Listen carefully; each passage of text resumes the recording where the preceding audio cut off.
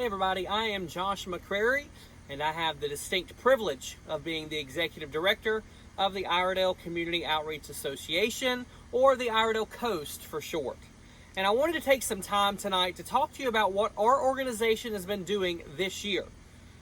We have been absolutely blessed to be able to host countless community outreach events over the last several months, with our school drive being our most recent event.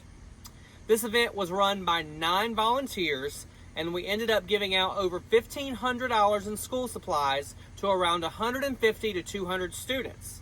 While this is much less than in years past, we're still honored to be able to do this for a community in the midst of a global pandemic. If the school drive opened our eyes and showed us anything, it would be the fact that our community is in need. We began the school drive at 10 a.m. and by 10:30 a.m. we were completely out of supplies. We ended up turning hundreds of students away simply because we didn't have the supplies. The need for school supplies was huge, even though some schools are taking a different approach this year due to the virus.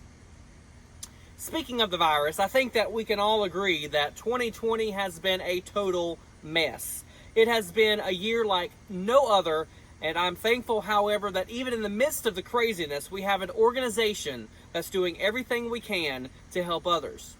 We've hosted several drive-in movie events, along with changing the style of our popular community bingo events into a social distant drive-in event as well. We've tried our best to adapt. One thing we as an organization have talked about for going on 2 years now is how we can be more involved. What can we do with our limited resources that would help people to know that we're all in this together? One thing that's been on our mind for 2 years is our popular resale shop that we had for about 7 years. The shop raised much needed funding for us as an organization, and it also provided our community with a more affordable means of shopping. To say that we've missed this shop since having to close in 2018 would be an understatement. Recently, the board of directors met to discuss long-term plans. What will we do to continue our outreach? What is our community's biggest need at the moment?